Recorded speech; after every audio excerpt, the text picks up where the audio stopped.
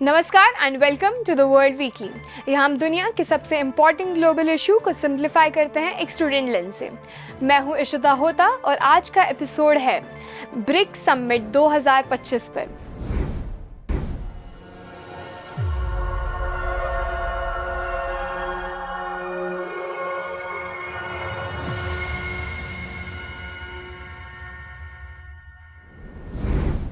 where 11 leading economies came together to shape the global agenda, forge strategic partnership and address the most pressing challenges of our time. First of all, let's go back in time where it all began. BRICS की कहानी शुरू होती है 2001 से, जब Goldman सैक्स के एक brilliant economics gym Noel ने ब्राज़ील, रशिया, इंडिया और चाइना को फ्यूचर की पावर हाउसेस माना। ऑफिशियली ये ग्रुप बना 2006 में, जब इन चार देशों के लीडर्स रशिया के सेंट पीटर्सबर्ग में मिले। आइडिया सिंपल था, एक प्लेटफॉर्म हो जहां ये तेजी से बढ़ती इकोनॉमीज ग्लोबल मुद्दे पर मिलकर काम कर सकें और वेस्टर्न डोमिनेटेड इंस्टीट्यूशन को एक नया पर्सपेक्टिव दे सकें। फिर 2010 में साउथ अफ्रीका भी इनमें शामिल हो गया और तब ब्रिक्स बना। अगर आज की बात करें, BRICS has 11 members with Indonesia joining in 2025, यानी कि ब्रिक्स के पास दुनिया की 49.5% पॉपुलेशन है और ये ग्लोबल जीडीपी का 40% रिप्रेजेंट करता है। अगर हम बात करें what happened at BRICS summit 2025, summit में 126 की कमिटमेंट्स पर बात हुई, जिसमें मेजर एरियाज कवर किए गए जैसे कि peace and security, finance, trade, health, artificial intelligence, climate change और न्यू डेवलपमेंट बैंक का रोल। ब्रिक्स नेशन ने इस बात पर जोर दिया कि UN security council, IMF, world bank और डब्ल्यूटीओ जैसे बड़े ग्लोबल ऑर्गेनाइजेशन में रिफॉर्म्स करना अब ज़रूरी हो गया है। Change is now mandatory. उनका कहना था कि ये इंस्टीट्यूशन आज की कंटेम्प्रेरी वर्ल्ड के पैरेलल नहीं चल रहे हैं और डेवलपिंग नेशन के साथ साथ ग्लोबल साउथ का रिप्रेजेंटेशन भी इन ऑर्गेनाइजेशन में बढ़ना चाहिए। एनडीबी यानी कि न्यू डेवलपमेंट बैंक का रोल और बढ़ाने पर जोर दिया गया। लोकल करेंसी में ट्रेड बढ़ाने और यूएस डॉलर पर डिपेंडेंसी कम करने की बात हुई। एनडीबी ने ब्रिक्स मल्टीलैटरल गारंटी मैकेनिज्म भी लॉन्च किया।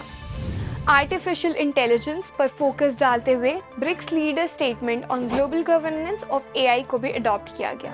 क्लाइमेट चेंज से लड़ने और सस्टेनेबल डेवलपमेंट गोल्स को अचीव करने के लिए कोऑपरेशन पर भी कमिटमेंट जताया गया। ब्रिक्स लीडर्स ने framework declaration on climate finance और ट्रॉपिकल फॉरेस्ट फॉरएवर फंड को भी अपनाया। ब्रिक्स लीडर्स ने अप्रैल 2025 में पहलगाम, जम्मू कश्मीर में हुई टेररिस्ट अटैक की कड़ी निंदा की। पीएम मोदी ने जीरो टॉलरेंस का स्टेटमेंट दिया, डबल स्टैंडर्ड्स ना अपनाने की बात कही। अगर हम बात करें कि इस समिट में इंडिया का रोल क्या रहा, ब्रिक्स में इंडिया का हमेशा से ही एक इम्पैक्टफुल रोल रहा है। पीएम मोदी ने समिट में global governance reform, digital public infrastructure और रीन्यूएबल एनर्जी जैसे की एरियाज पर फोकस किया। उन्होंने BRICS science and research repository का आइडिया दिया और साउथ कोऑपरेशन को भी हाईलाइट किया, कहकर कि इंडिया हमेशा ग्लोबल साउथ के साथ खड़ा रहा है। चलिए अब बात करते हैं कि इस समिट पे वर्ल्ड सुपर पावर अमेरिका का क्या रिएक्शन था। ब्रिक्स के एक्सपेंशन और उसके बदलते ग्लोबल इन्फ्लुएंस पर अमेरिका ने तेजी से रिएक्ट किया। प्रेसिडेंट डोनाल्ड ट्रंप ने ब्रिक्स कंट्रीज इंक्लूडिंग इंडिया पर 10% एडिशनल टैरिफ लगाने की वार्निंग दी, कहकर कि ये ग्रुप यूएस डॉलर को वीक करने की कोशिश कर रहे हैं। तो अब क्या, इस समिट के बाद क्या चेंजेस आएंगी वर्ल्ड इकोनॉमीज एंड पॉलिटिक्स में? 17th ब्रिक्स समिट ने साफ कर दिया है कि ब्रिक्स अब एक बहुत बड़ा पावरफुल ग्रुप बन चुका है। नए मेंबर्स और पार्टनर कंट्रीज के आने से इसकी इकोनॉमी, ज्योग्राफिकल रीच और बढ़ गई है। इससे ग्लोबल पावर डायनामिक्स में एक नया बैलेंस आ सकता है, खासकर यूएस के स्ट्रॉन्ग रिएक्शन को देखते हुए। एक्सपर्ट्स का कहना है कि ब्रिक्स का बढ़ता इन्फ्लुएंस खासकर ग्लोबल साउथ में इंटरनेशनल रिलेशन को एक नया टर्न देगा। अमेरिका की टैरिफ की वार्निंग ब्रिक्स देशों के लिए एक नई चुनौती हो सकती है, जिससे उन्हें अपनी इकोनॉमी पॉलिसीज़ को और स्ट्रॉन्ग करना होगा। तो आपका क्या कहना है? क्या ब्रिक्स फ्यूचर वर्ल्ड लीडरशिप का सच्चा मॉडल बन सकता है? क्या अमेरिका की ट्रेड थ्रेड से ब्रिक्स की ऑटोनॉमी और उठने वाली है या फिर चैलेंज रिस्ट्रिक्शन क्रिएट करेगा? कमेंट सेक्शन में हमें अपने थॉट ज़रूर बताएं। ये था Hg times initiative by faculty of mass communication and media technology का द वर्ल्ड वीकली, जहां हर हफ्ते हम ग्लोबल न्यूज़ को सिंप्लीफाई करते हैं with facts, context and clarity.